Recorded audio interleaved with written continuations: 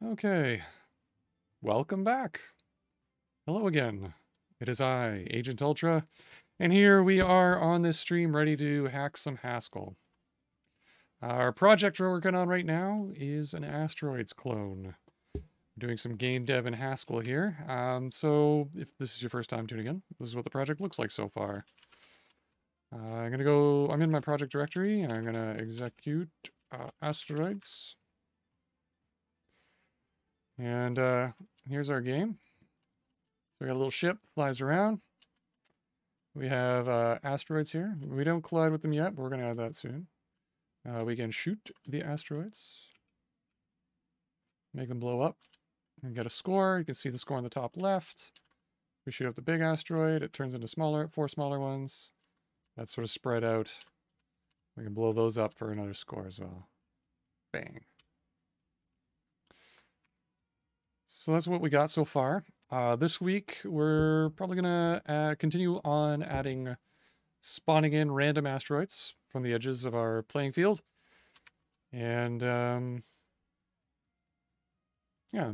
Oh, ship collisions, of course. We have to collide and explode the ship if you collide with a asteroid. And get game over. And then I think we'll have enough of the gameplay done that maybe we can just do a little polish, add some menus and scenes and UI, game over screen, and be good to go. Oh, sounds, maybe we want to add sounds. It's probably a thing we should do. Anyways, we're getting close to like a minimum viable game here, which is nice. So I'm going to open up my project, and we'll get started. So, source asteroids game. And in here, we have, let's see, what did we do? Work in progress, spawning the random asteroids, that's right. So we add the plate fill width and height so that we can spawn the asteroid around the edges, that's right. So we're going to have like a little area just outside the playfield, a small band where we're going to spawn in the new asteroids and point their direction vectors towards the middle. So right now, what do we have? We have this function here where we're trying to like make it spawn in, I guess, every so often. Looks like we're trying to take like the every 1000th game tick, which may not be working. Possibly. This guard might never be activated, is what I'm saying. If we're not doing, unless this is doing this properly. But anyways, then we take the random generator out of the game state. We get the asteroids out of the game state. We calculate some random numbers. This is what we have to like work on fixing this random numbers because we don't want them. This interval that uniform R generates a random number in is not quite what we want. So we want the X and Y ones, and then we're going to spawn the asteroid in using our spawn asteroid function, a small one. We also want to randomize that a little bit so we can spawn in some big ones. Or maybe we should always just spawn in big ones. And then, either way, spawn it onto the field within that band in a random place. Add it to our game state asteroids, and then the last state of the random generator back into the game state, and otherwise we're not going to spawn one this turn, just the game state. So, are we even getting into this branch? Is kind of the one thing I want to fix first here and find out. So the quick way we could do that is handy dandy debug and just print it out. And yeah, and just printing it out would be another way. Printing it out to the console. We are in I/O here, so we could just do this in here by turning this into a do.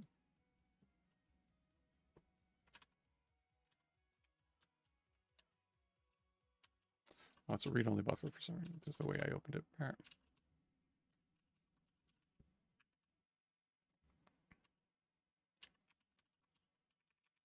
spawn random asteroid. There we go. Turn this into a do. And then we can get rid of the in here. Turn that into a pure.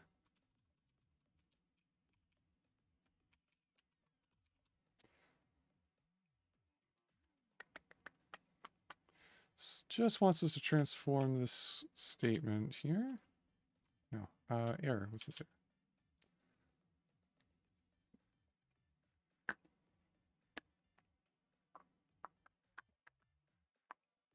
No, we don't need a pure. It's just this is a pure function. Okay, yeah. So we can't do here. It has to be an in. So we do need to use debug. I was looking at the wrong thing when I was looking at the IO. Yeah, so we'll use debug. Good old handy dandy debug.trace.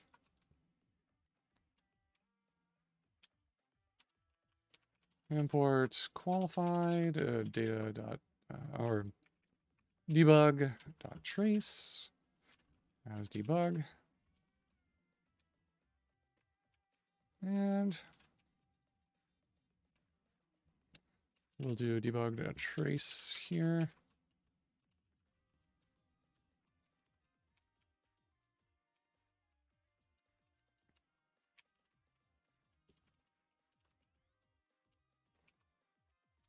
Okay, spawn asteroid branch. So we'll print out otherwise debug.trace.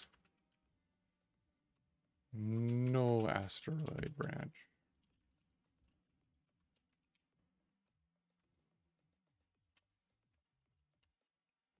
Probably don't want parentheses around that. That's probably what it's complaining about there.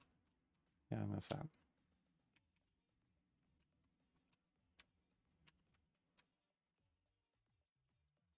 And don't need the $sign there. Okay.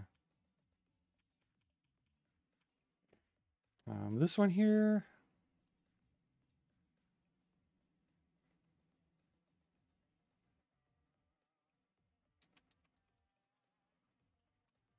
You think I want the parentheses in a different place? That's what it's saying.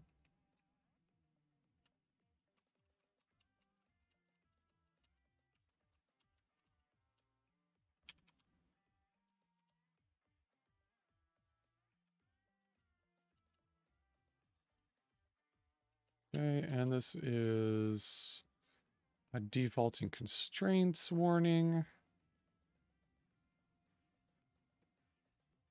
Because we're mixing numeric types.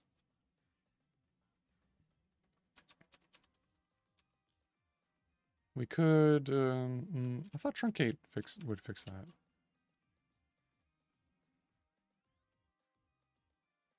It returns an integral b.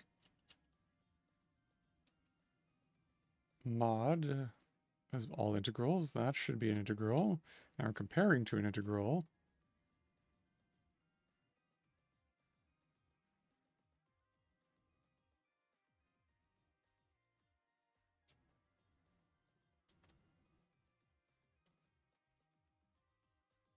Oh, okay. So it's just it's defaulting constraint of 1000 here to an integer. If we do it like that, we'll be happy.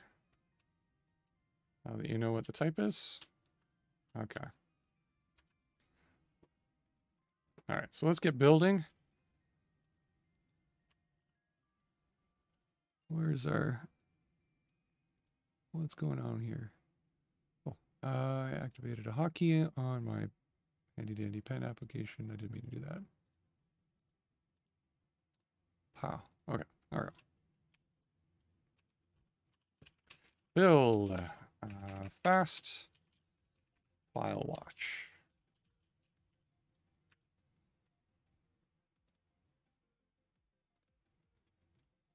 Okay, once that's done building, we can run the game and then hopefully we'll see some debug output. No asteroid branch. And I don't think I've ever seen, I'm not seeing any spawning happening, so I don't think that guard's ever getting activated.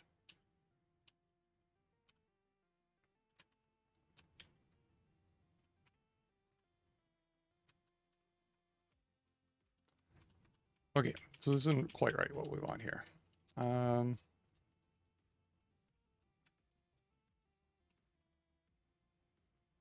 let's say instead of mod 1000 equals 0,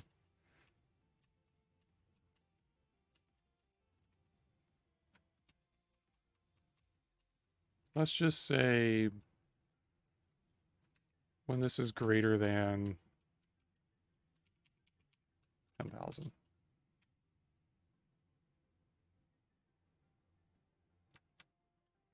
That's pretty simple.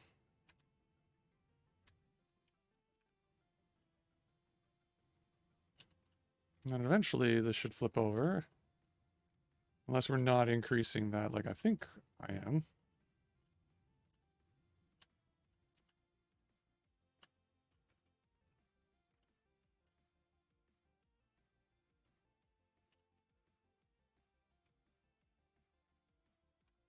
Aha.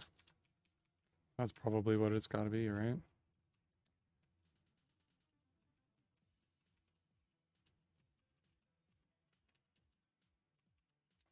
We go to the no asteroid branch, and we just show the game state current time of the game state. It's probably just not increasing the way I think.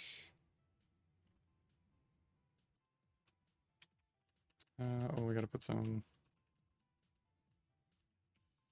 like that. That seems good.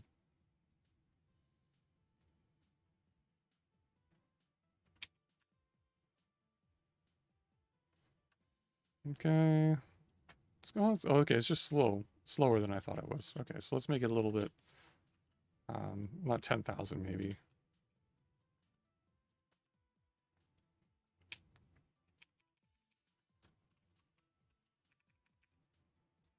Make it 1100.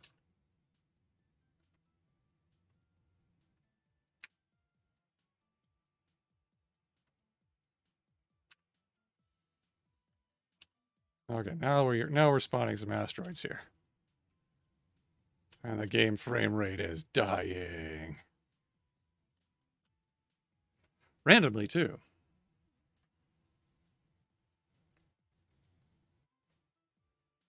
Okay, so that's going to be important for us to get that right, what the branch ought to be. Our guard here.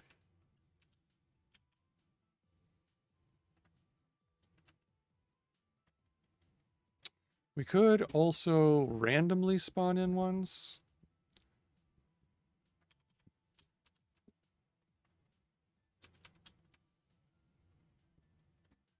Like say there's like a 2% chance.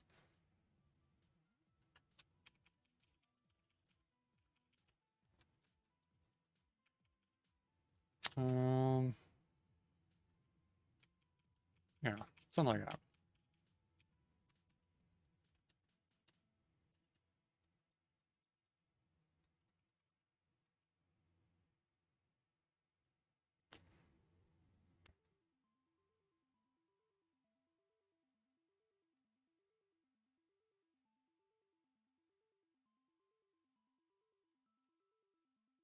If we make this truncate, bring this back to truncate.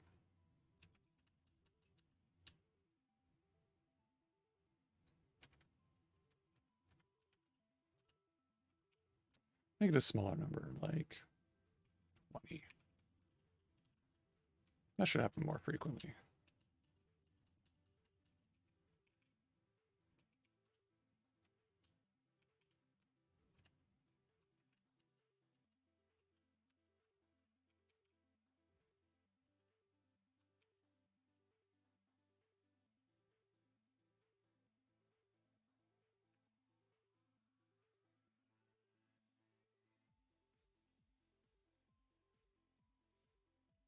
A whole bunch.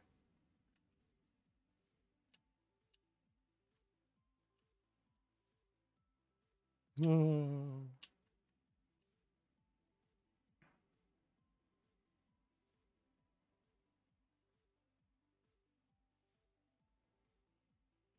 The other logic we need is, because we wanted to limit the number of asteroids that are possible in the field as well.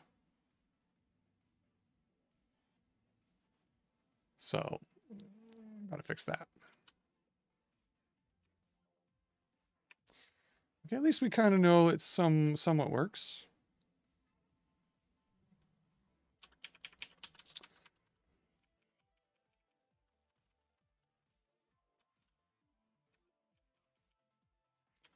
Okay, so let's kind of keep that go for now. We'll fix it later. Okay, so this field here, the apos x, we're going to take that as, let me draw this out so you can see it. So here's like the top, say, left corner of our play field. This is the visible area in here where the player plays and can see things on screen. All right, we have a little buffer zone just outside this, between the play area, this area in here. And this area in here is where we do the wraparound stuff. So if an object comes flying off the play area, it goes into this buffer zone here, and then we do the calculations to teleport it so it's on the right side of the screen, and so it keeps up the illusion that it's going infinitely across the screen and wrapping around, right? Just outside that buffer zone is where we want to spawn in our asteroids. So we're going to do we're going to get a random number on X from like, and this, I think this size is 20. So we want this to be like the width, basically the width of a large asteroid, roughly, like say maybe 50 pixels. So we do it negative 70 total up to negative 20. And maybe more like, actually up to 0 would be our interval. Then, if we get a random number in our random interval here, so this will be our interval range. And if we get a number on this end of the range, over on this side, we know that we're going to teleport this point. We're going to add the width of the play area to this point so that it ends up on the other side of the screen. And then we'll add the width of the asteroid back in to bump it up onto this side again. So we'll add the width of the screen plus the width of an asteroid, so about whatever this width here is, and that'll put it on the other side in this range. And that, we'll do the same thing for y, only with the height. And then everything, that should random generate our x and y as we need it. And yeah. And then we just have to do the directional vector to point it towards the center of the screen, the velocity, and set the velocity up. Excuse me. So our base of our interval is going to be negative 70 up to 0. Have our rand gen.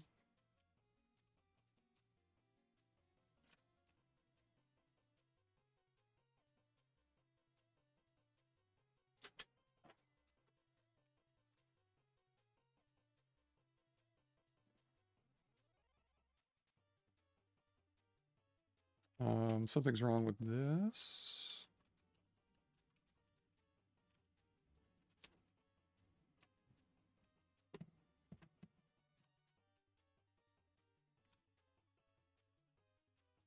It just doesn't know what type I mean, I think.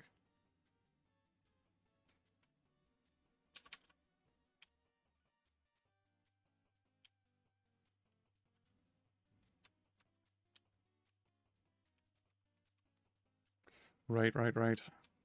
So we want them to be floats.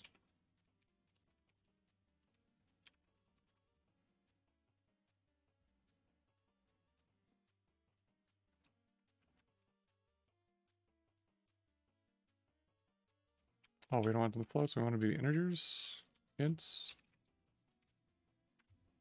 Oh yeah, I meant int.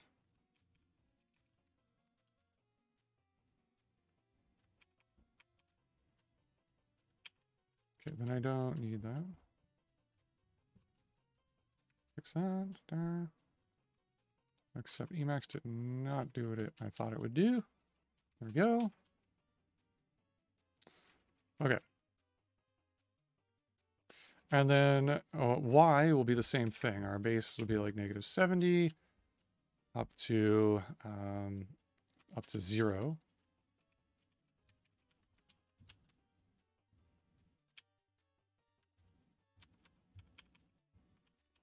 Okay. And now this formula here, a pos x.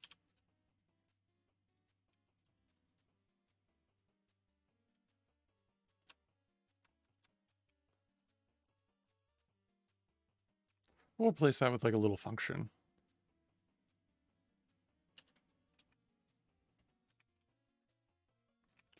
We'll call it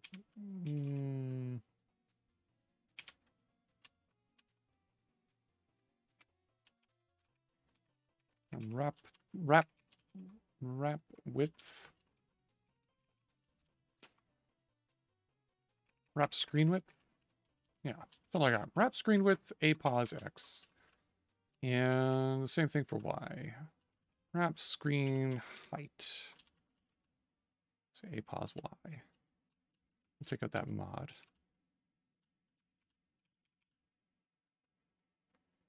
Okay, those aren't defined yet, so we have to define what those are.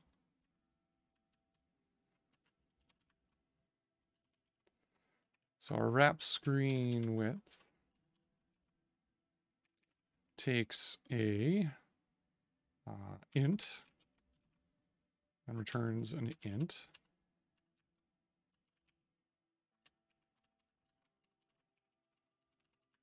And wrap screen height, same thing.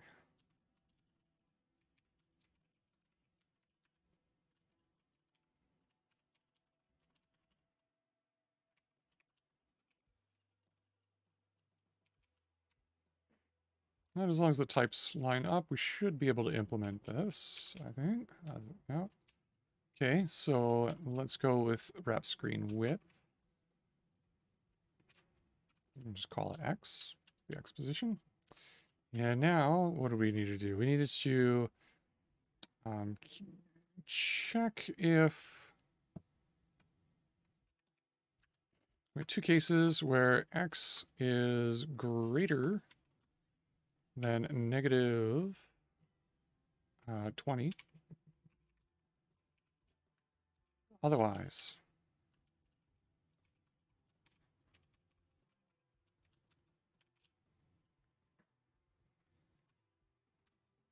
okay, otherwise case is just easy. That's just going to be x. If it is greater than -20, that is between -20 and 0, we're going to take x, add the screen width plus 50.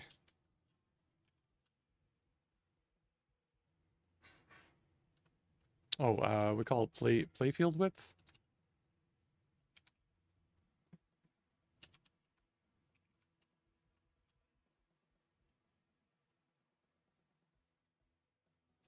That's right. All right, and we'll do the same thing for height. Do that y. Y is greater than -20. Then we'll do y plus playfield height plus 50. And otherwise, y. I'll just line that up quickly. And it seems like we can refactor this a little bit down to a single formula. But let's just make sure that it works. So we have wrap screen width, wrap screen height. Yeah, so this should spawn the asteroid just outside our playfield view now. So we should still get a bunch of spawns, like we had before, but just not on the middle of the playfield. I'm going to delete my drawings.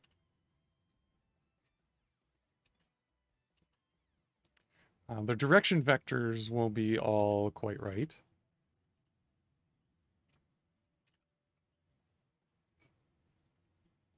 We spawned a bunch of asteroids. There's a bunch there. Well, it looks like they all kind of spawned in the same-ish area.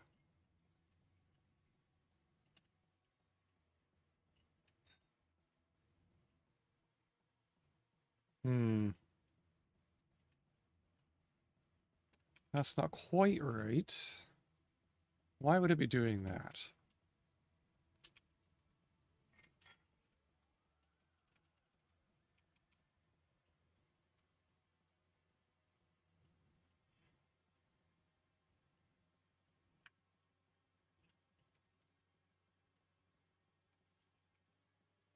This is where we call spawn random asteroid. We call it in the game loop after rendering everything.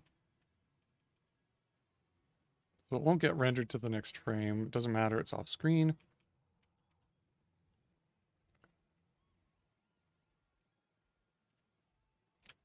All right, so this should get state prime prime. And then unless Q press, we loop with state prime prime where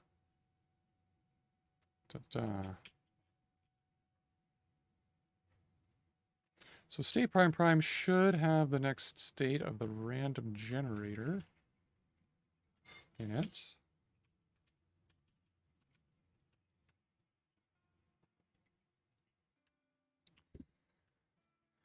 And we're putting that back in.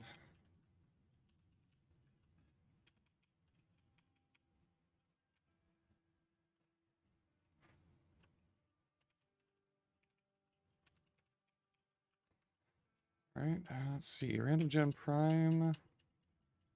Rand gen is what we get at from the game state.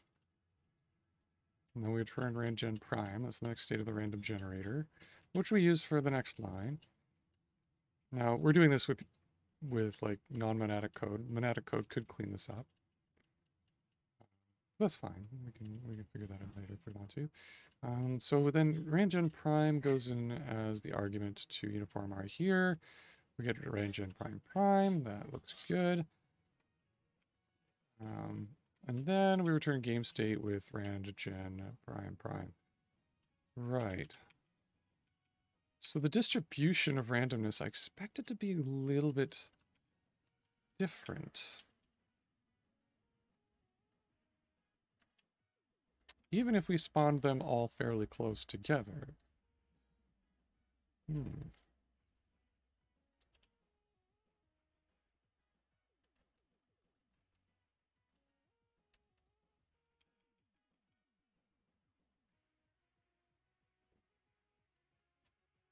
Maybe it was just a fluke.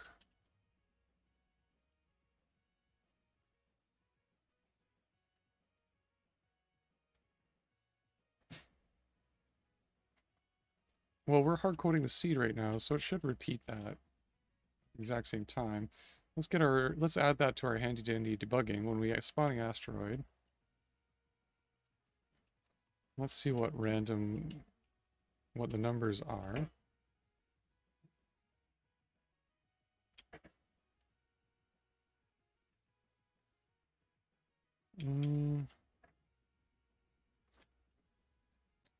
Let's put that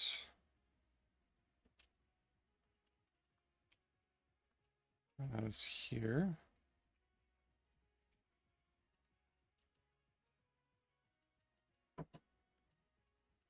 Just extract that up there.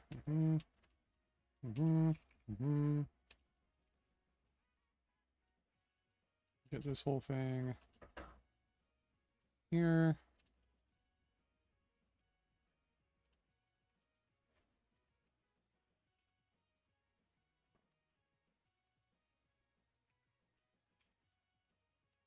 Okay, and then we can just add that here. Show asteroid X asteroid Y.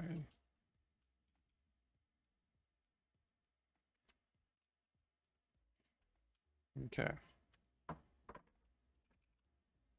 Now let's see if that can give us some output here. We can see what kind of random numbers it's generating for us. So it generated a bunch right off the bat.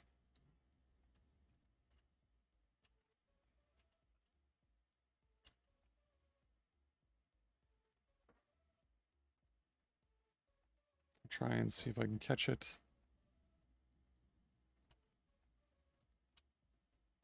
Oh, that was pretty fast. I wasn't fast enough, but there we go. Okay, almost there. Okay.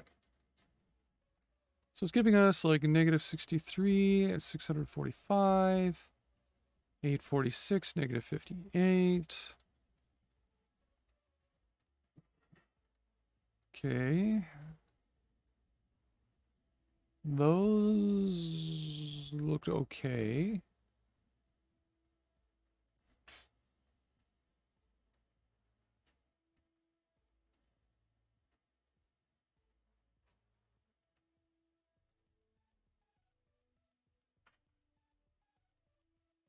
All right, 640. So we're 800 by 600, right? That's our playfield. Yeah.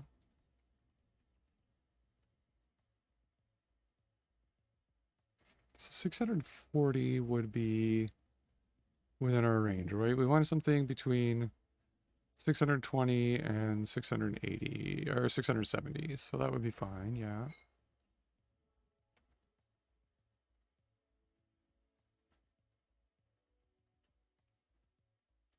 Negative 21 would be fine because we want negative 20 to negative 80. Or sorry, negative 70.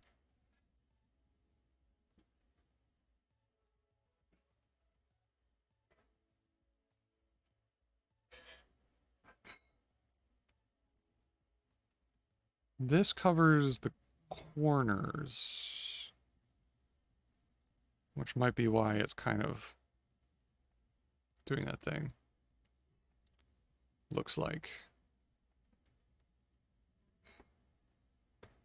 So what I think our formula here is doing,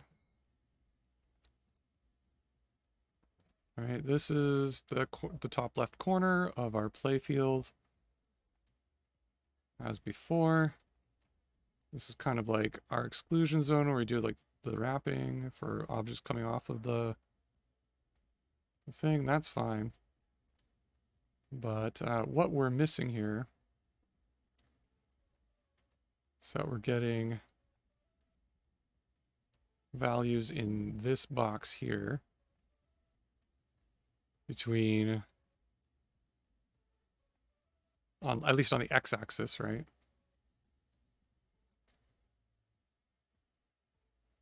Right, on the x-axis, we're getting between negative 70 and negative 20.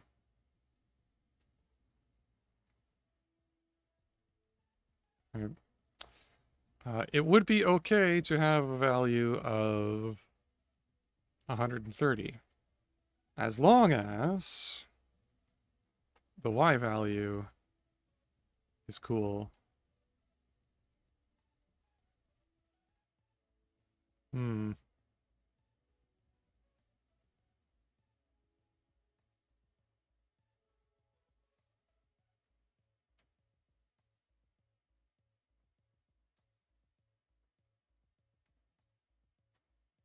right, so I think what's happening here is that we're getting this top corner. Random values in here somewhere. And maybe the bottom corner. Like similarly on the flip side. And those are the two places we're spawning asteroids in at. Which isn't exactly what we want. No.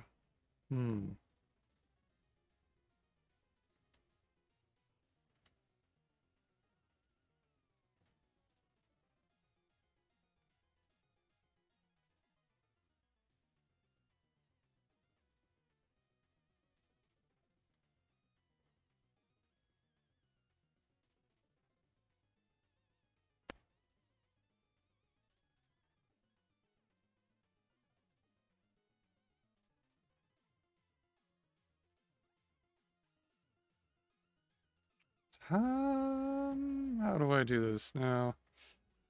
We could, instead of limiting ourselves that much there, we could depend on one of the values. So say we check X first. We generate that first. And we determine if we're on the left or right side. Then we could pick a Y value randomly anywhere between negative 80 and 100 and like 600, whatever. That would give us all of this area here on this side. Maybe I should use pink to delineate this. And that would give us all of this area here, or all of that area over there.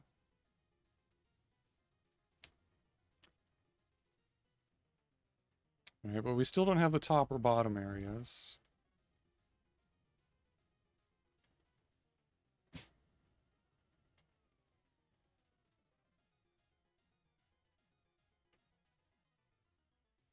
That might be good enough. Maybe, for gameplay-wise. But if we wanted to cover the top area as well...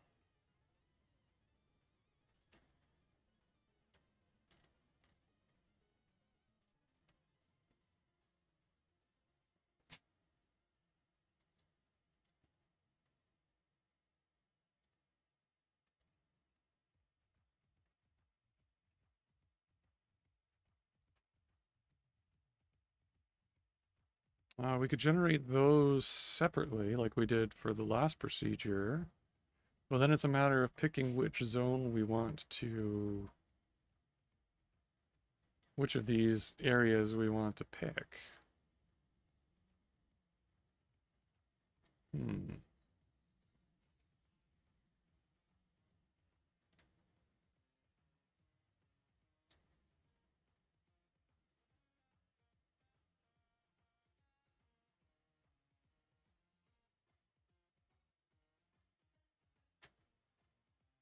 Or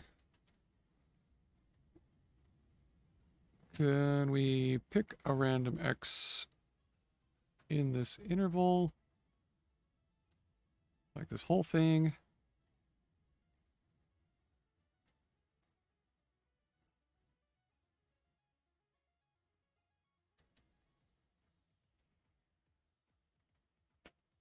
Maybe, yeah, maybe that's what we need.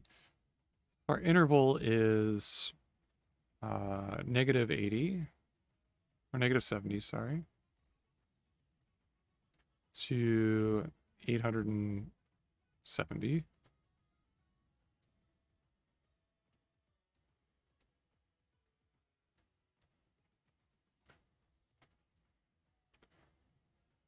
We just want to cap our values to either end. Unless, well, that's the thing, unless y, isn't it? The other thing was interesting was maybe doing it by the circle. And it just has to be outside that border zone. So we make the circle big enough. We can spawn it in around it.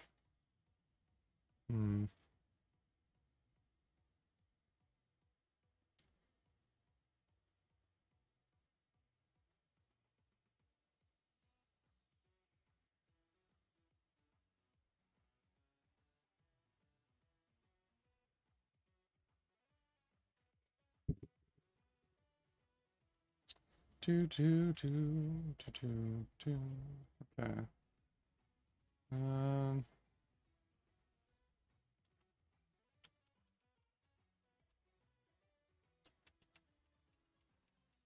Now, we could just like pick a branch. We can say like we're gonna spawn in from the sides this turn, or we're gonna spawn in from the top. One of the two.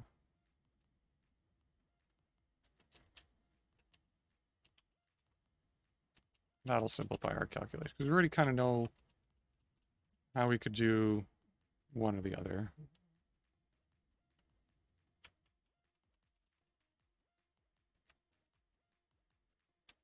I think that would be effectively the same thing. So spawn random asteroid.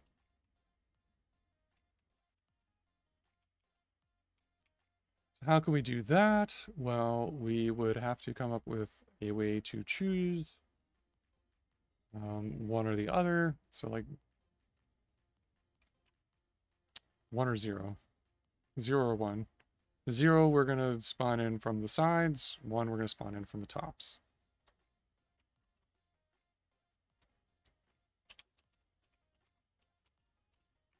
So we'll call it spawn side, randgen.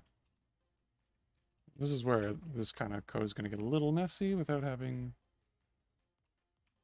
monads. Anywho's. Because then we got to remember to go like, oh, okay, this one's prime, this one's prime, this one's prime. Whereas all these binds would be taken care of for us in the monad case. Anywho's. I think, and then we go this one's prime. All right. Okay, so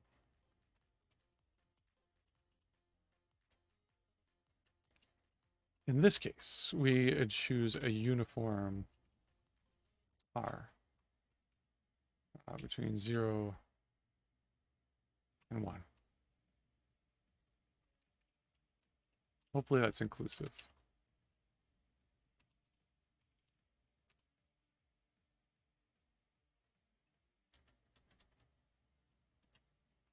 I should probably check the documentation on that. System random uniform R.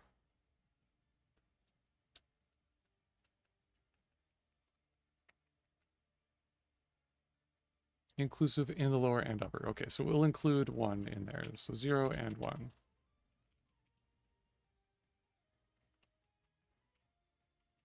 Okay, so then how we calculate pos x and pos y will depend on spawn side.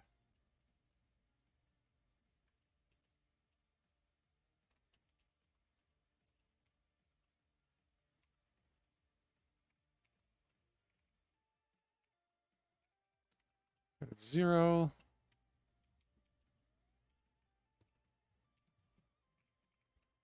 Spawn from sides.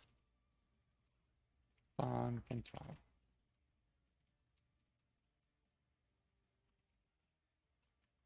And we have to this catch-all branch where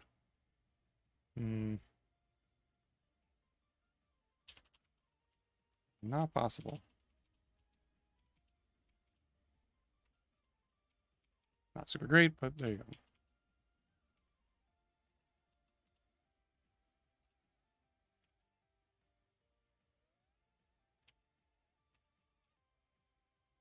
Okay, so if we know that we're spawning in from the sides, that means x has to be limited to -70, just like we did before. And although we have to take this wrap screen width function up here.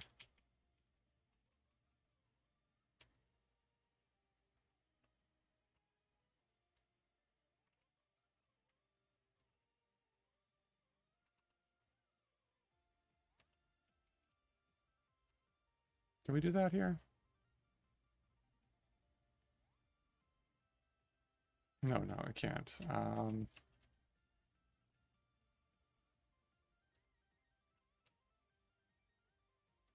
Yeah, we might have to fix that later. Okay. So apos x is going to be that. And then in 1, that means it's going to be spawning from the top. This means we have the full range of values in our interval from -70 all the way up to 800 play width. Yeah, we have to do this based on play width. So this would be play field width Or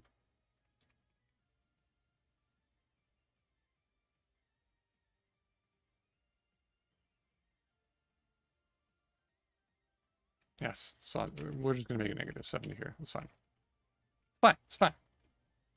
And this will be based off of playfield width. Plus 70.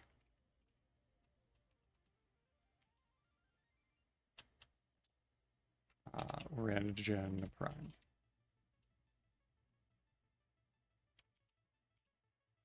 So we either get one of these two cases. And we'll make pos y depend on this as well.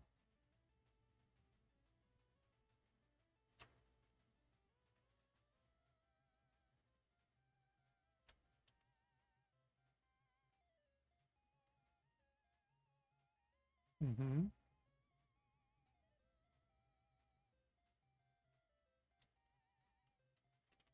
I feel like there's a nicer way to write this, but anyways, let's not get distracted. Spawn side 0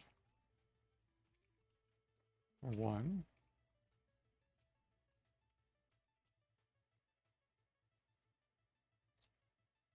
So we know we're spawning in from the tops.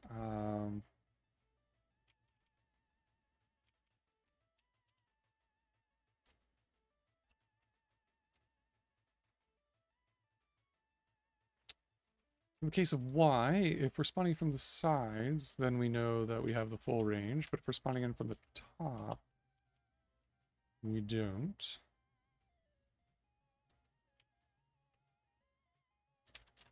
So then this should be uniform R, -70 up to playfield heights.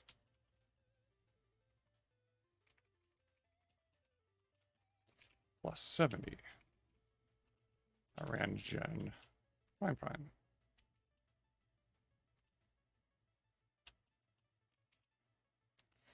And otherwise, not possible. Okay. Super gross code, but that's okay. All right, Asteroid X. Now, we don't need to wrap screen width anymore. I don't think we need those functions.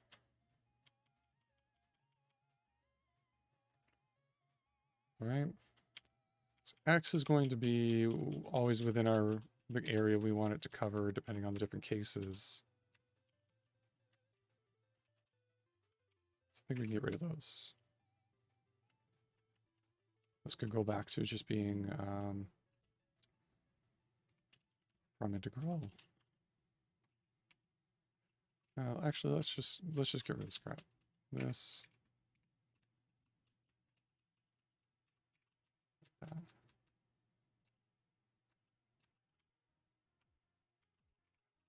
I think we can do it like that. Hopefully I'm right. Let's check it out.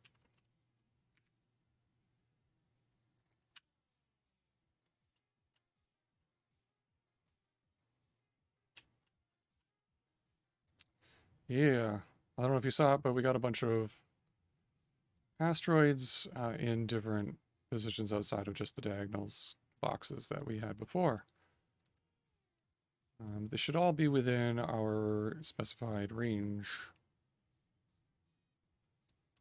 So 676 for X, -47 for Y. That is fine because Y is -20 to -70. So that's that means this X can have the full range of anywhere on the screen.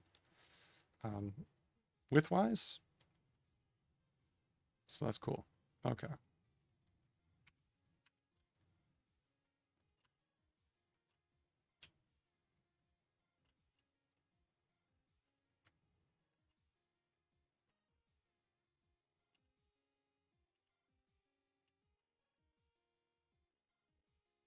Oh no, the asteroids are closing in.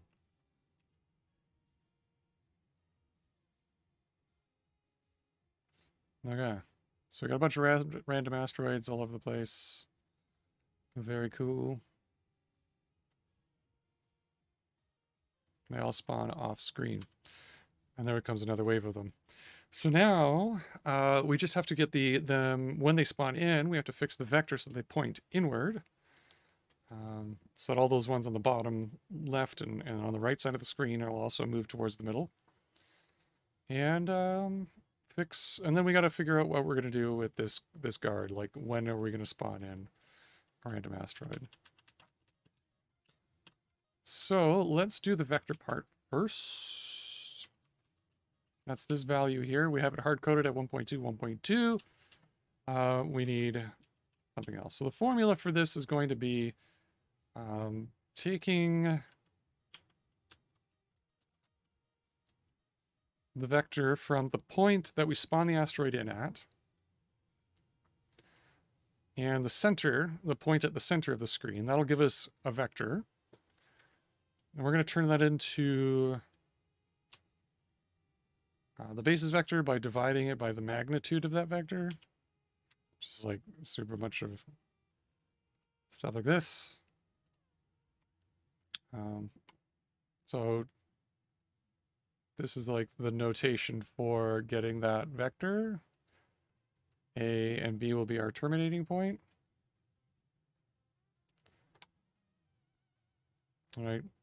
And we want to turn that into just a direction vector, not the full vector. So if we just take this, it's going to, if I draw out the playfield like this, here it's this pink box, and our asteroid point is like out here, and the center of our screen point is right here. This value will give us this whole entire vector here, right? And as this vector that we're using for the velocity vectors is the speed, this is going to make that asteroid shoot in stupendously fast. So we want to transform this vector into a direction vector first, and then scale it to the appropriate magnitude. So the magnitude is like the length of this vector.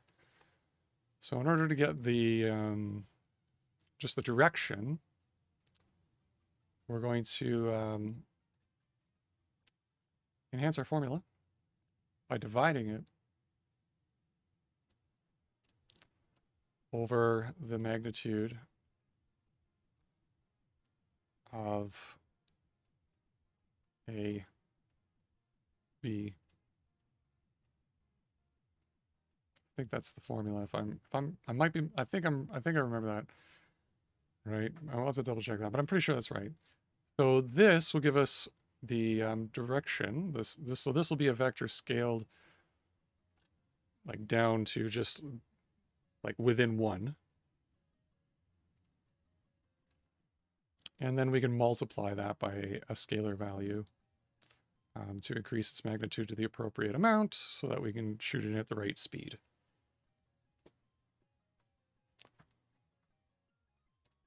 So ultimately we'll just have like pretend dot means our vector scalar multiplication, and then so we'll have like some kind of scalar value representing like the velocity that we want. Say like 1.6 or whatever it is. And this whole vector will get something more like that, which will let us kind of like slingshot it in.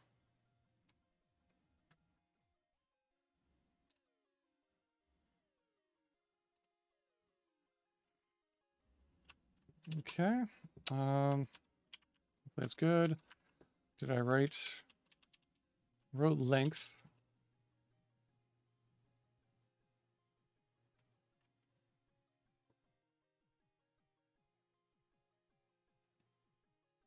Yeah, I think that's right. Yeah, length, magnitude. The vector, okay.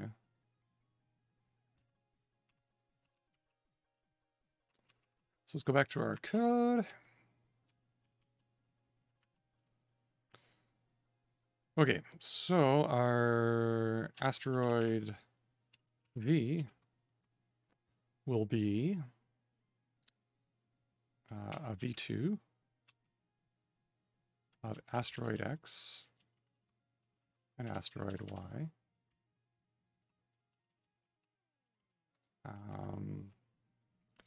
Minus the V2 that's at the center of the screen. So it'll be playfield playfield width divided by 2, playfield height divided by 2, and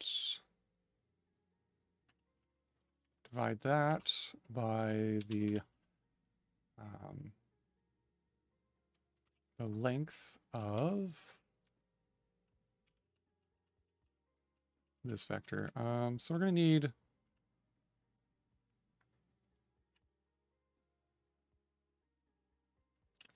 need to name this.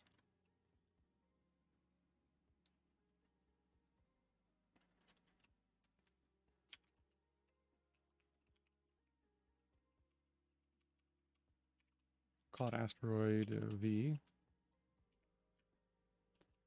Asteroid V prime is going to be asteroid V divided by the length, the vector length of asteroid V, and that is going to be multiplied by our scalar amount, say like 1.6.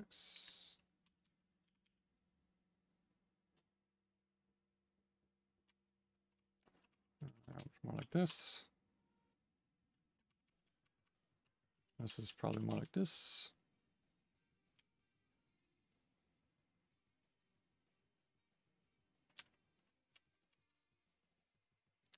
Okay, and then this should be replaced by asteroid V prime.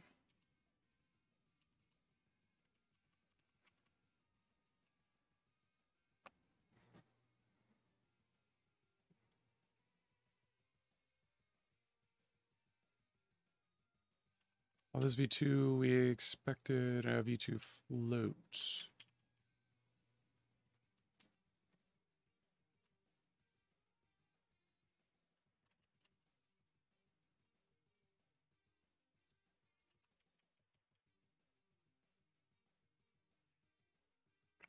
Oh, I see the problem here. I think it's because I'm confusing the inference a little bit.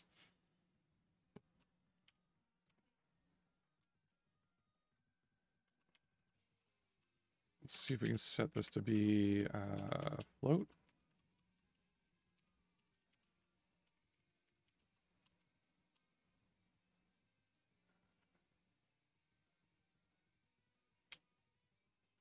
We need a language extension, scoped typed variables. I'm only... maybe we just do this type applications. I just don't like that syntax.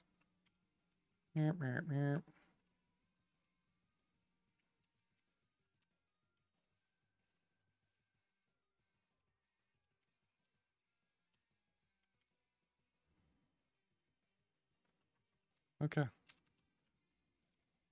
Language type applications.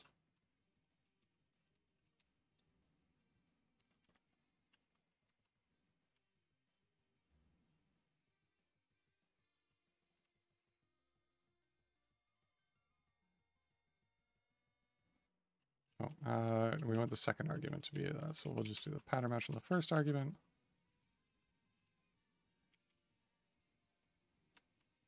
All right, there we go.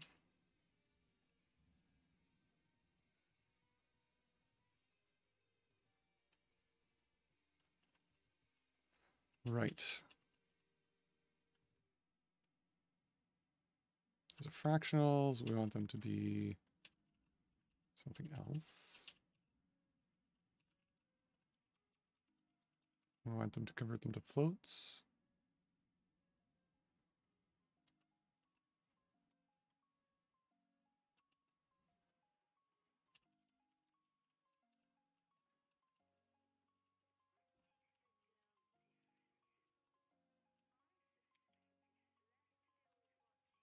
Okay, and then this one.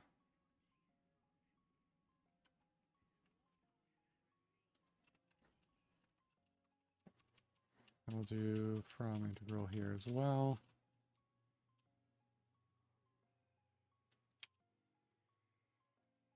And then some redundant brackets to clean up.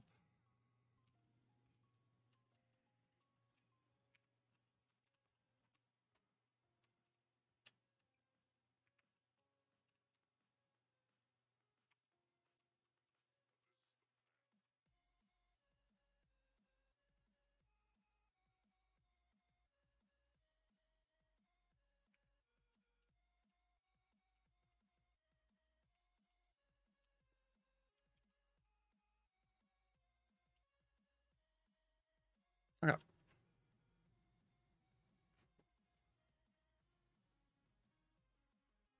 Now we should see some spawning in from the right-hand side and the bottom towards the middle as well. I'm going, ah! And they actually circle around too, which is good.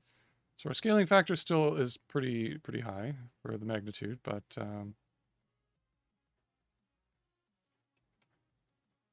things are chilling down.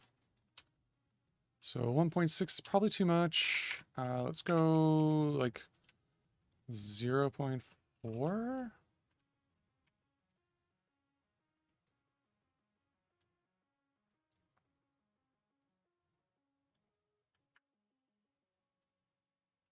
Let's get a bunch spawning in. Okay. It's a little slower. Still too high.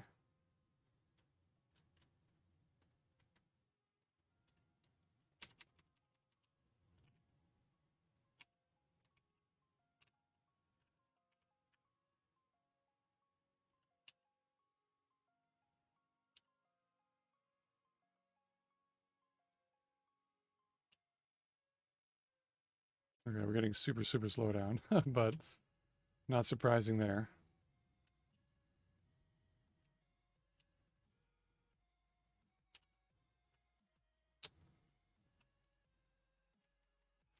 Okay. So 0.3 is still a little too much.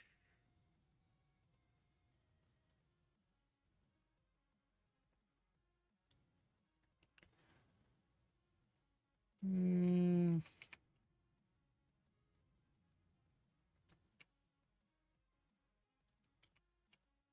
0.03 is going to be a little too little.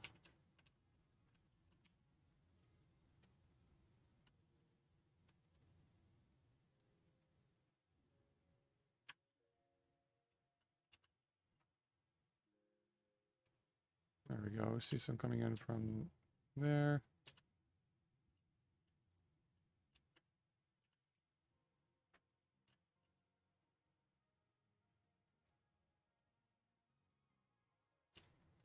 Hmm.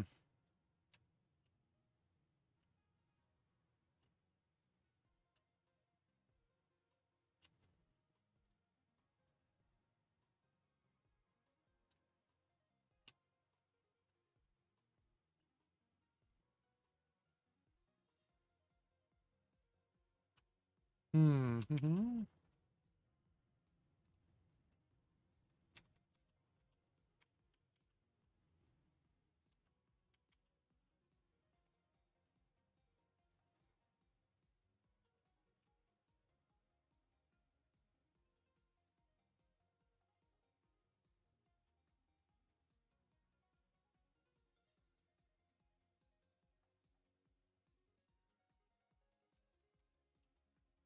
What if we just took out the scaling factor here? What happens then? Sometimes you just got to play around and find out.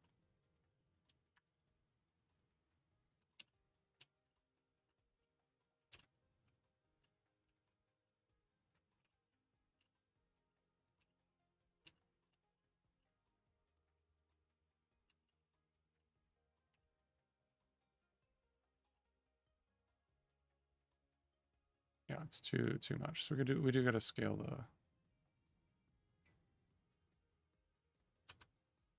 scale it way too much. No, it was okay. All right.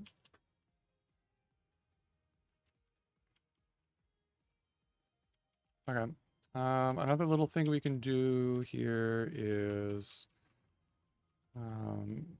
add another condition to this guard so that we limit the number of asteroids in the game and on the playing field at any point in time. So if the length of our asteroids deck is too big, we should skip this. Or if it's our max asteroids. I think I have that as a constant. Asteroids, yeah. Max asteroids is about 10. So if the size of our deck is less than 9, we should be okay. So less than one less than max. Then we can go into this branch.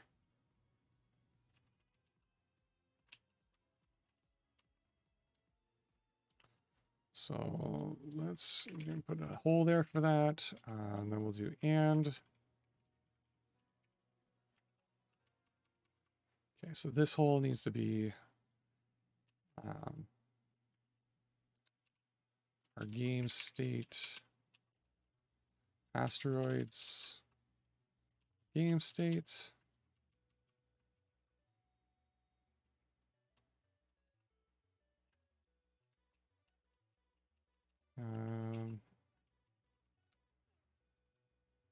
And that's a deck of asteroids.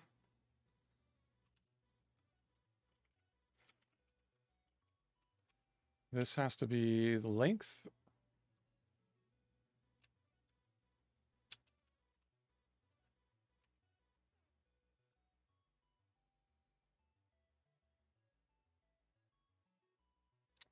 Oh, it doesn't support length. Is it size?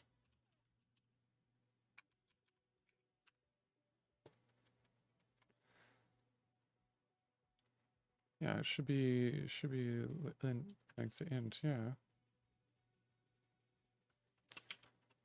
Well, what did I import? Deck strict as D, yeah.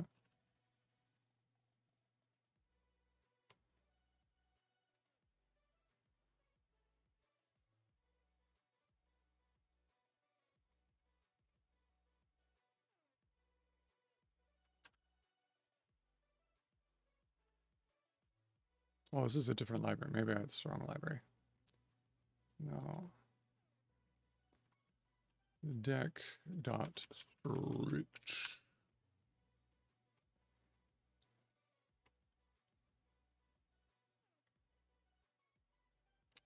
Cons, knock, reverse, shift left, shift right, filter, take, drop. Span on cons, let's knock, null, head, tail, init. No size.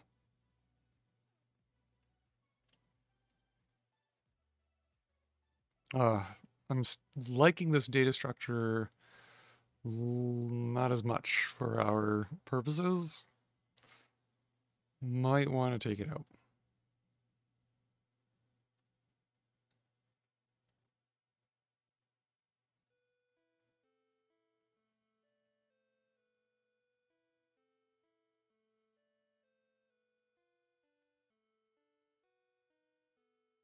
Swarm Collective, how's it going? Yeah.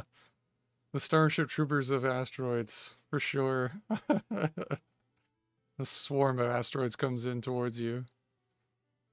Of course, once we limit the number of asteroids on the field at a time, it'll feel a lot better. And also when we don't, we change the other guard condition to be something a little bit more reasonable. Okay, so, well, I can get the length of a list. I can convert it to a list and get the length of that. That sucks. It does. We could do this by, like, maintaining the count ourselves in the game state, which is another variable to track in our game state, but the deck that we're using doesn't keep track of its size.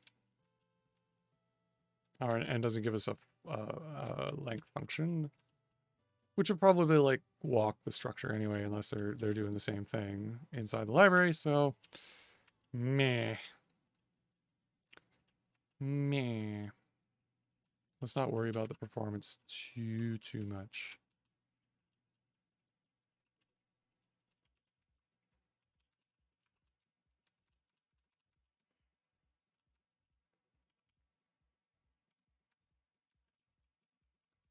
Okay, so we don't have length, but we have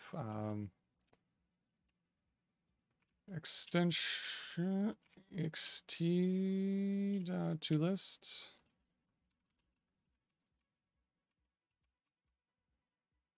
XTs. I can get the length of that.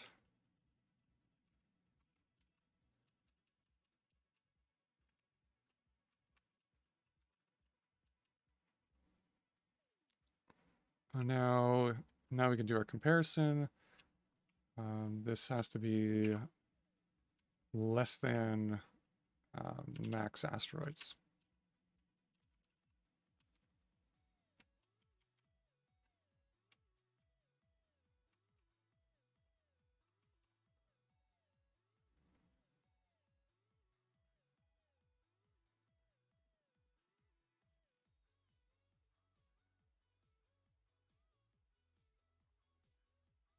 No, the other way around.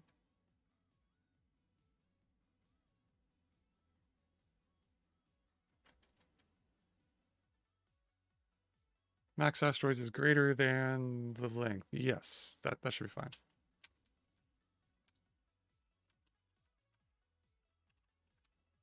All right. So now when we run it, now we shall see far fewer asteroids at a time. We're still getting them to, they're still going to burst in all at once because we're doing mod 20 on like the game tick, but which is a dumb way to do things, but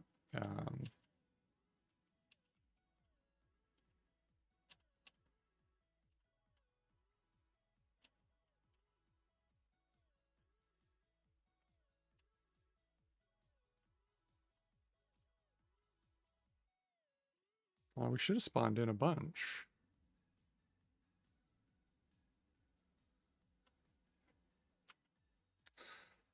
Which means maybe our condition is wrong.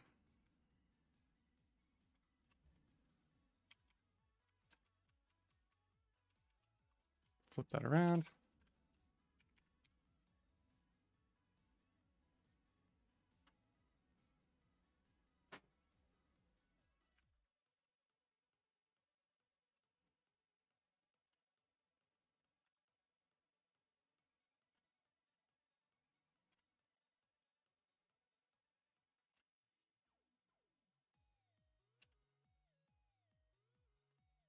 There's a few.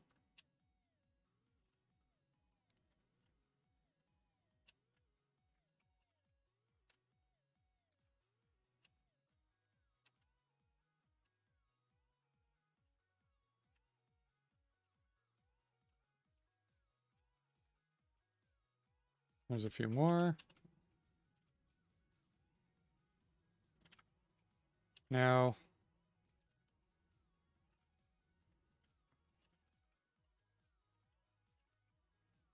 it's quite possible with large asteroids, as we're spawning those in, that we can go over our max asteroid count. As you recall, destroying an asteroid adds 4 more. Oh, destroying a large asteroid adds 4 more asteroids to our total number of asteroids. Which I think would mean that if the player manages to destroy, if we have a maximum, we achieve our maximum number of asteroids, there's 10 large asteroids on the field, and before we hit our spawn random asteroid branch, they destroy all of them. And then that would mean we'd have 40 asteroids on the playfield at once.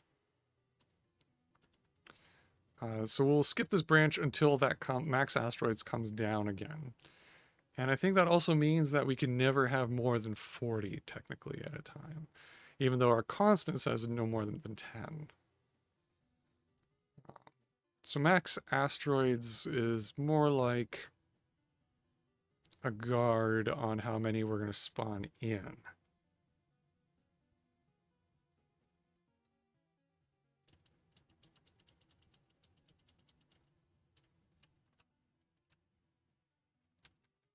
So if we get this to large,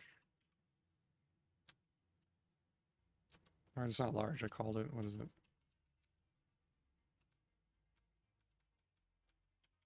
Big, sorry. Big.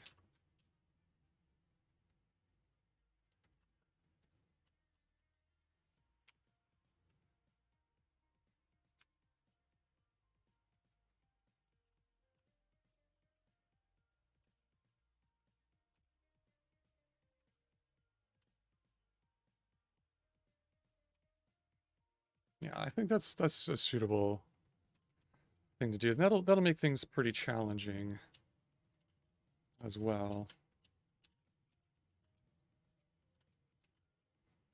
All right, we would have had a collision there and lost the game. Just kind of want to stay away from the edges if you can.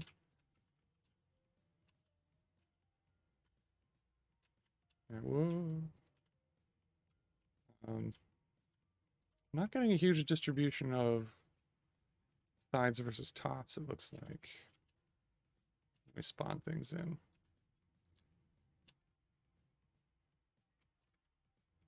And like, should our spawning logic care if we spawn overlapping? Yeah, I'm happy leaving it.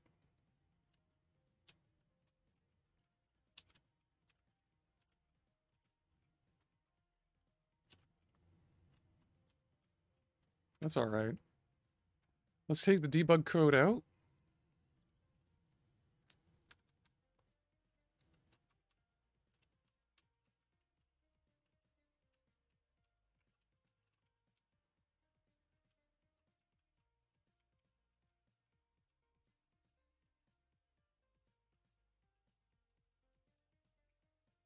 Get rid of that.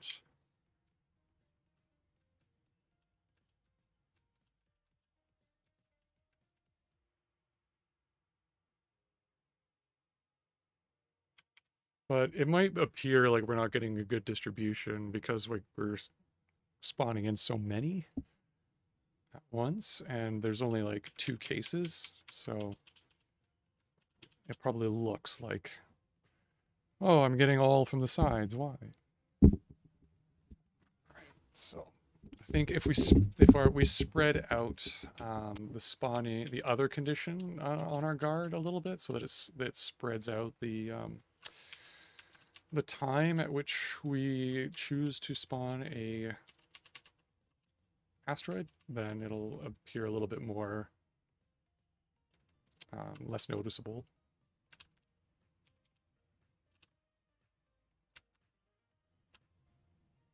Okay, so that's a good first pass.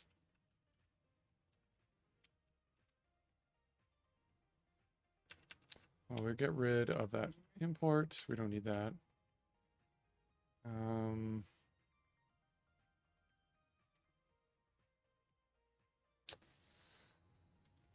Yeah, let's see if we can clean up that code a little bit, maybe.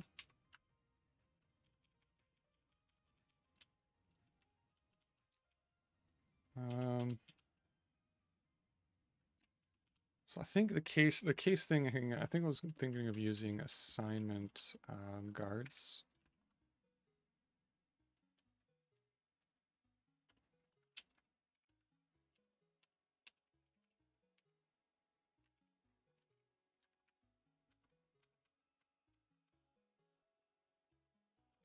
I forget how I use that. What's the syntax for that again?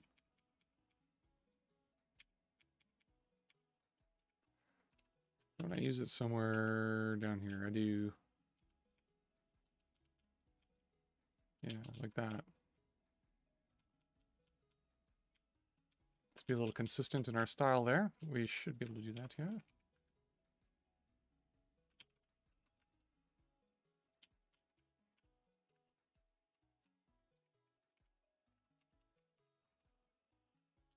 So we want spawn side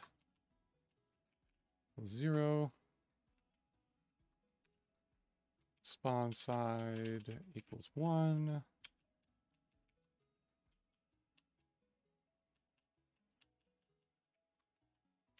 Otherwise,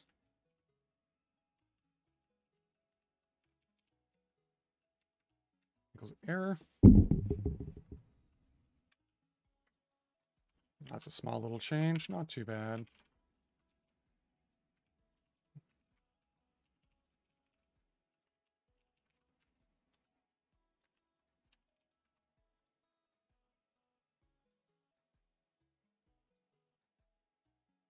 I'm able to say only spawn 1 asteroid per timer tick, then allow a spawn every 5 or 7 ticks. Yeah, we could do that.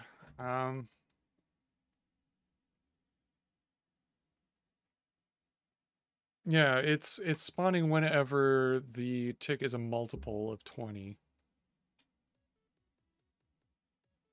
Right, which comes in clusters of numbers together apparently.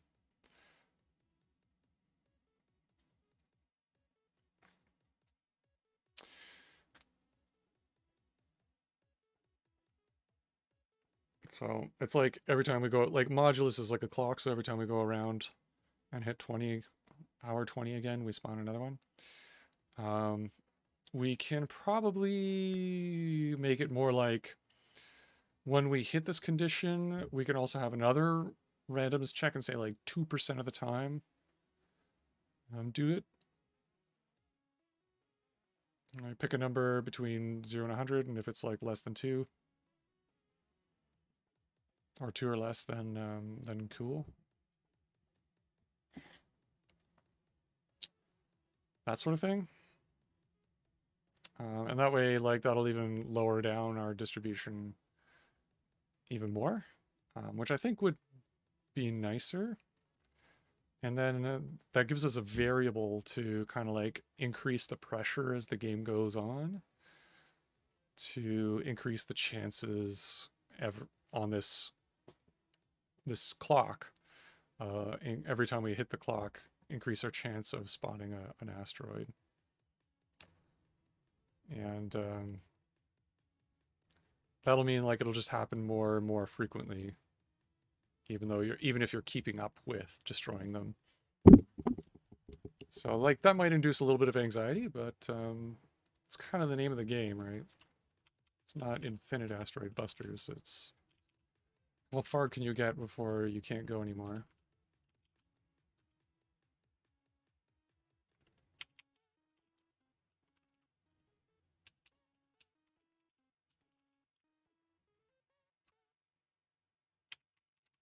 That should be equals spawn side equals 1.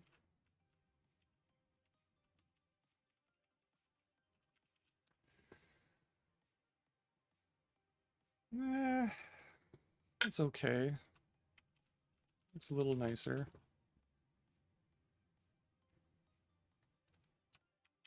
A few extra characters each line, though. What's the same and different about these two cases? The formulas look very, very similar. We just flip the cases, but the formulas inside each case are very similar.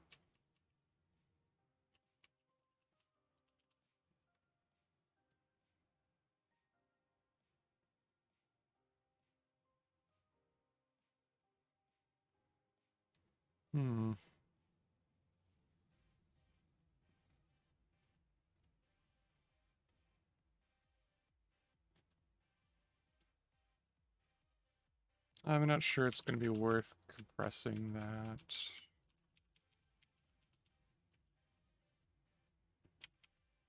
That's just a nice to have to make this formula a little easy to read.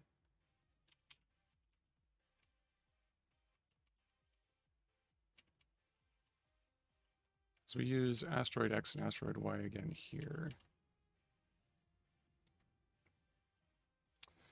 Oh, so that's one place we can clean that up. Asteroid P could be the v2 of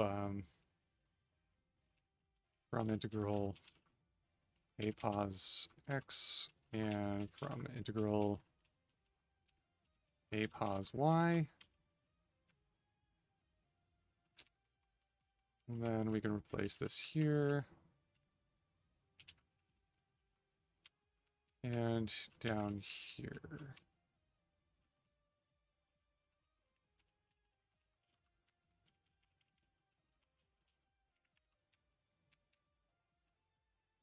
That's better. And let's see, some simple substitutions else we can do.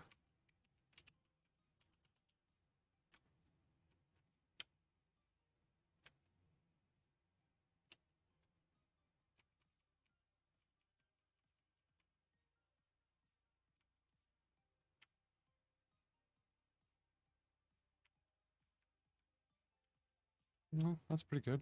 That's all right. Okay.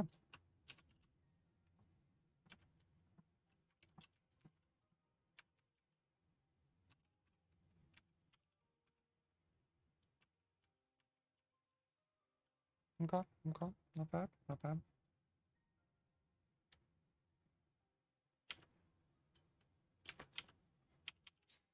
Let's check it in.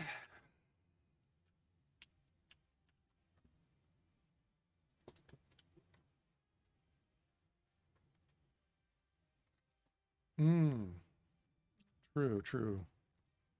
Yeah, they do move around a little differently, don't they? So maybe we can fix that too a little bit to make it a little more interesting and dynamic. Yeah, so thanks, Sworn Collective. That's a good suggestion. So this change will add random asteroid spawning.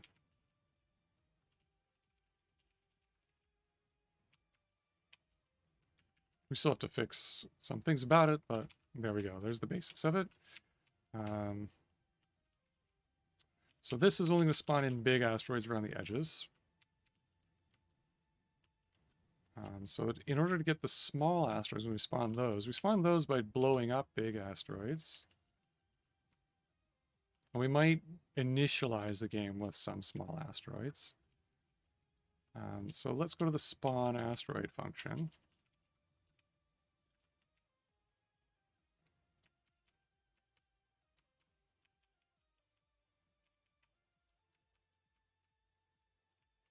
So this just sets up a small versus a large, and we get the velocity vector from this constructor. Okay, so then that means we're gonna have to handle this in where we blow up the big asteroid. Here.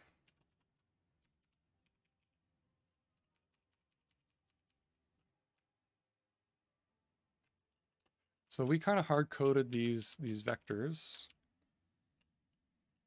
the velocity vectors for these, because I was like, I don't know, not totally with it, but that's cool.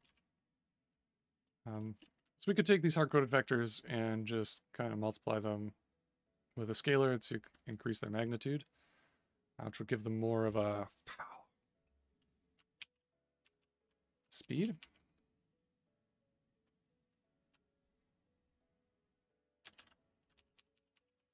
So let's call this one. This one's the top left.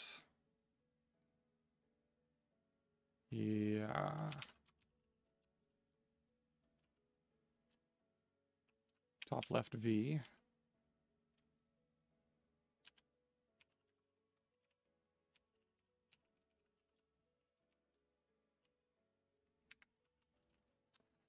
And we're going to multiply that. Let's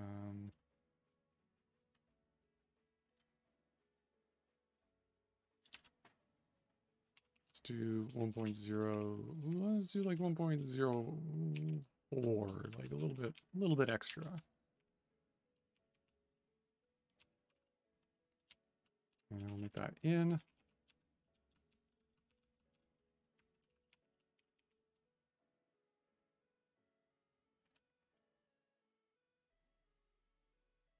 Yeah, we could do that too. We can add some randomness here too. Yep, that's exactly it. And every time we use that random number generator, though, we have to remember to put it back into the game state, which we don't have here in this function. So we'd have to bring that down into here.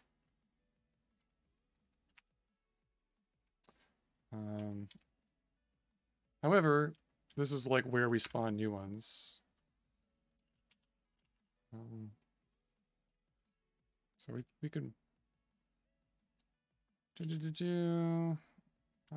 might not be enough to notice. Might want to scale that a bit more. Maybe 40 was better.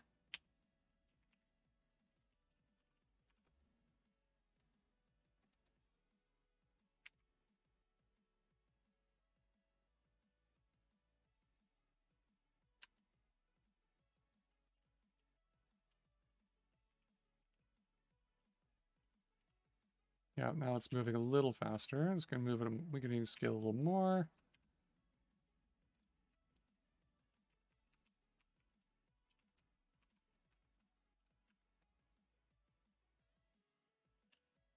It's either that or we take away the power from the constructor for the spawn asteroid in the small case. And maybe we could do something with it there. So we can kind of control.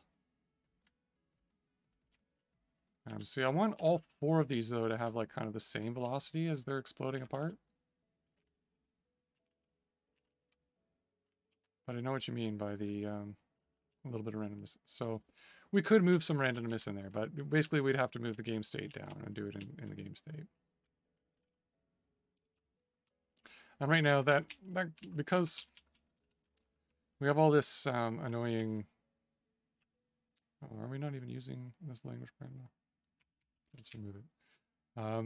And we're not even really...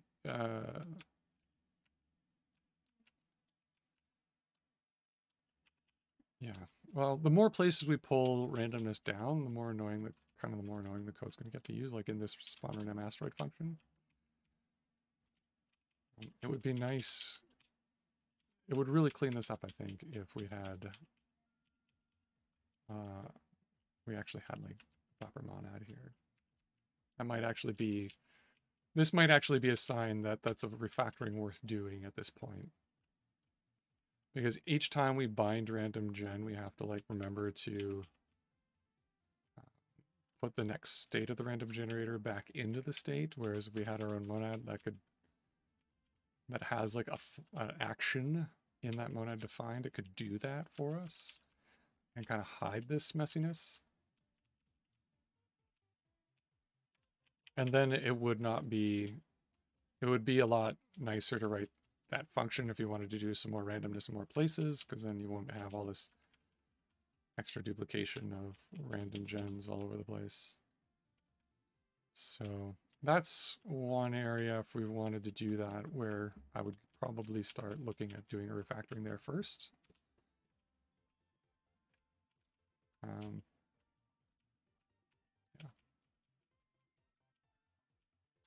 For now, I think it's okay for this game to like have like, I think I agree that the little asteroids should be a little faster. But for that value to be a little bit constant.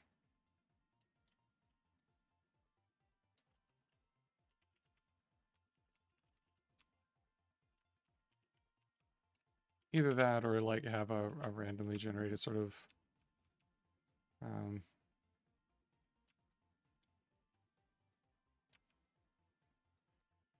I suppose one way you could do it too is you could like update a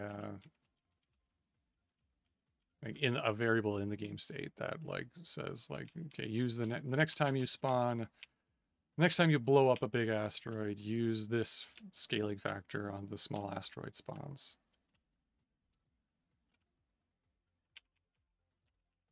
That could be one thing. That could be one way to do it as well.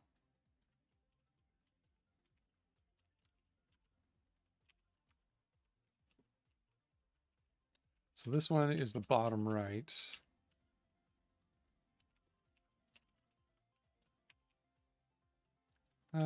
Bottom right V.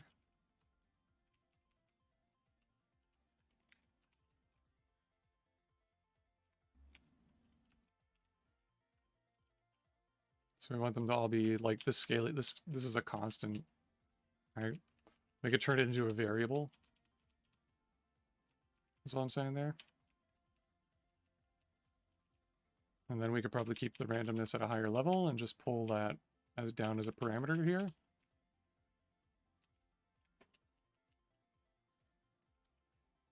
That way this function doesn't need to deal with game state.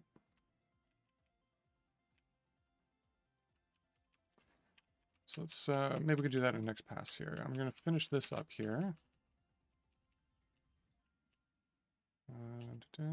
Pull this one. This one is the top right. B.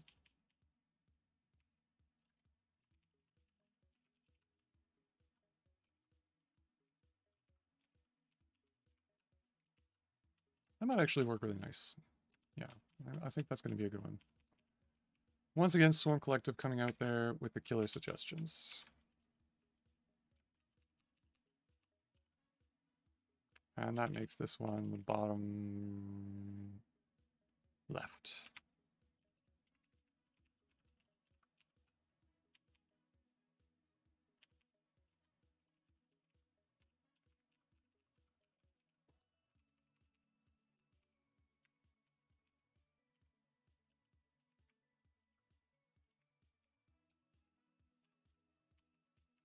Yeah, cool.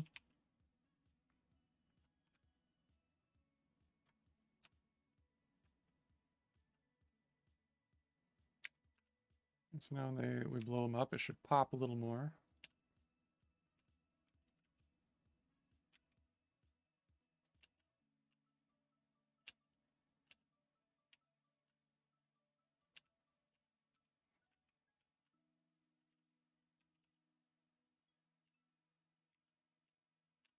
Then we'd blow up.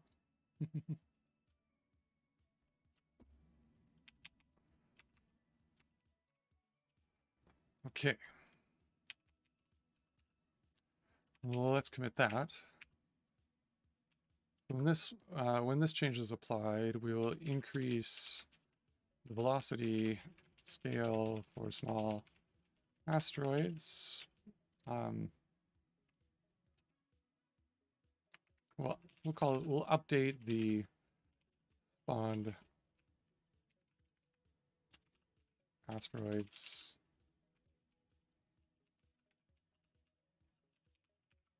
Update the big asteroid blow-up handler. So we increase the scaling factor, the scaling of the velocity vector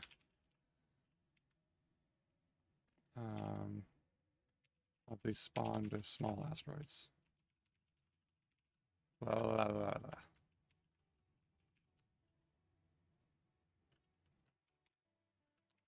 Okay, and now let's we can pull this out.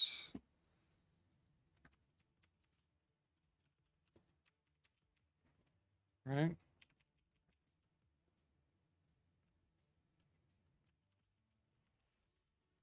Or no, we wanted to parameterize this hard-coded number here, 2.4, the scaling factor.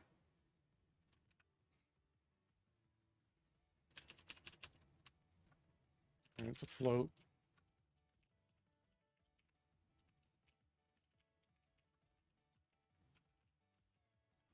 So we're going to pull that in here. We'll bind it as spawned asteroid velocity scale. That's a big word.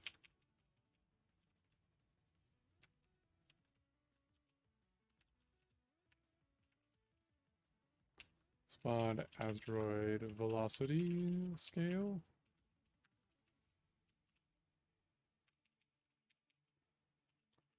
Okay, and then filter dead asteroids has to get that from somewhere. It's a function that has game state. So we just put 2.4 here. The game will be just the same as it was before.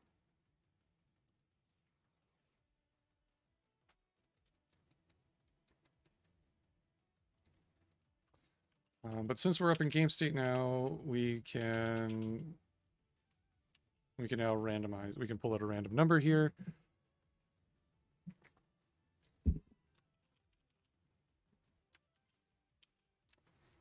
And the way we're going to do that is we're going to get rand scale, rand velocity scale, and rand gen uniform R. And now our range could be like 2 to say 3 point, somewhere between 2 and 3 inclusive of the game state rand gen of game state.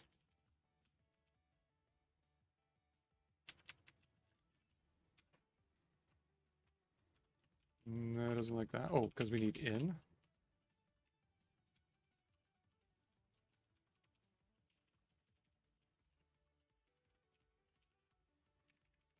And then we have to pass that rand gen back in.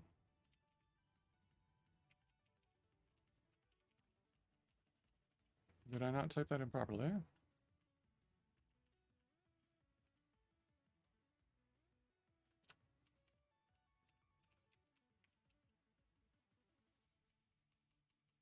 All right, 2.0 and 3.0, so let's floats.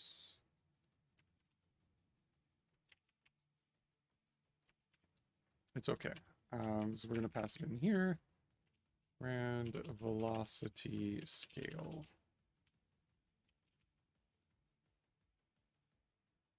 Not rand, rand. Come on, fingers. Think what I say and do what I think. There we go.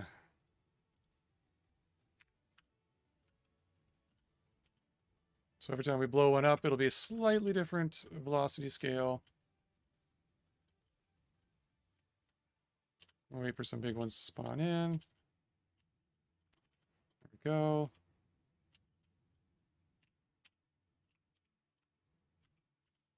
That one's a little slower. That one's a little bigger. Yeah, there we go. A little bit of randomness there. How? Clear some of these bad boys off the screen.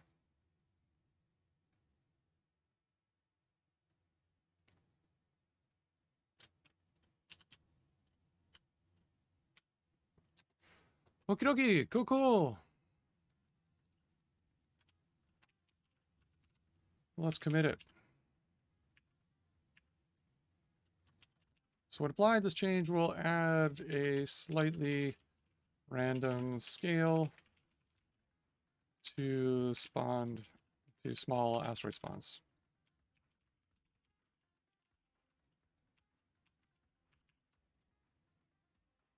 Sweet.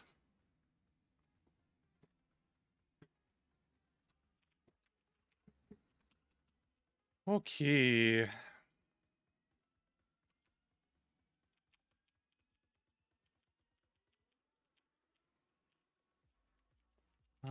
We could probably move one small refactor. We could probably move these hard-coded vectors up to the top scope of our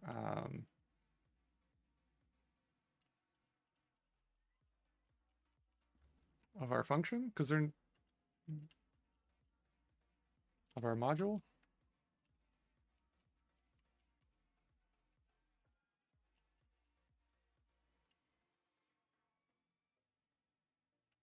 Yeah, I think I'm going to do that.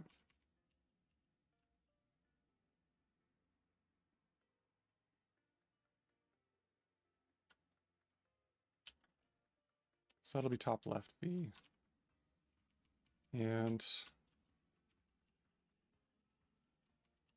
what I'm going to do is call this TLV, top left V.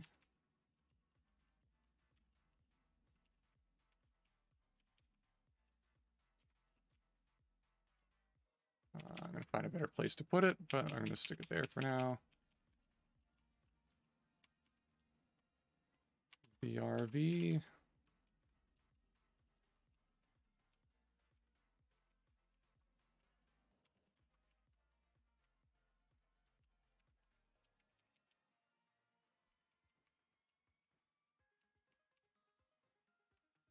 And replace that here.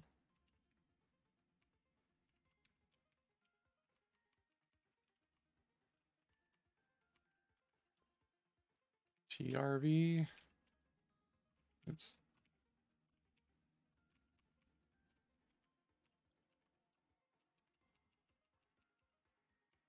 Take this.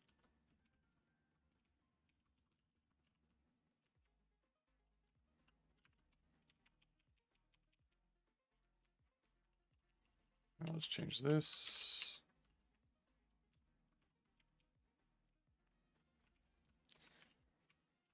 And then BLV.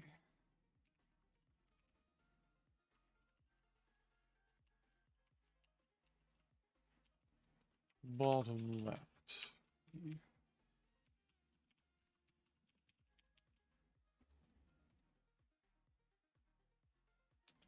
And I just want to change this to be BLV.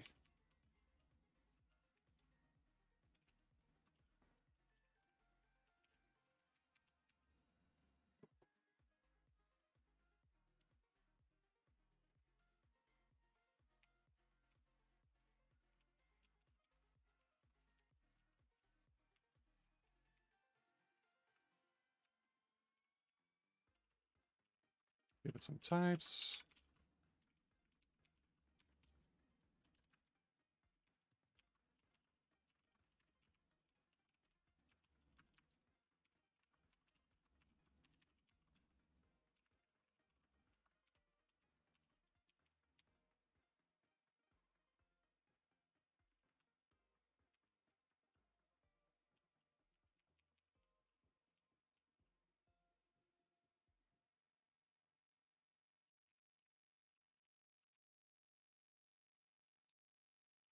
Where do we want to... I put constants usually near the top of the file, so I'm going to do that here.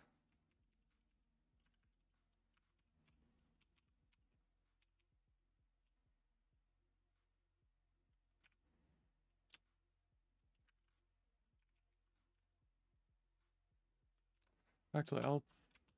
I'm going to remember playfield width and playfield height are my affordances for eventually making those functions.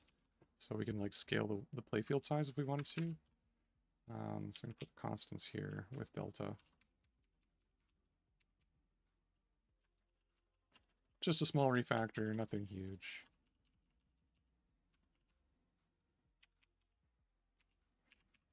Okay, this will extract some constant vectors in use.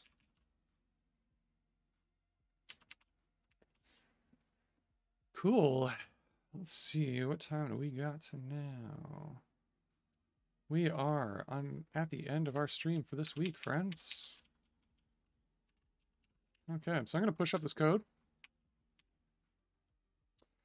So that wraps, well, mostly wraps up asteroid spawning. We still got to do like a couple little tweaks to it, but we got the basics of it going, which is great.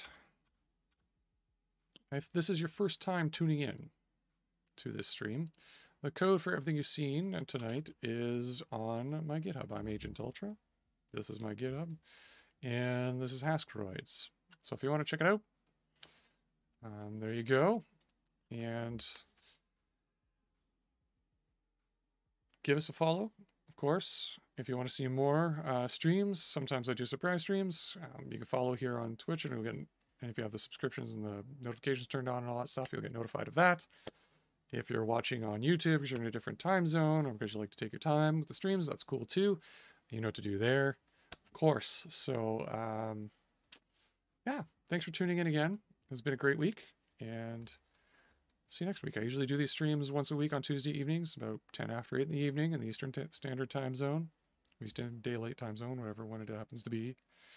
And yeah, may all your monads be free, and may your types always check. I'll see you out there. Happy hacking.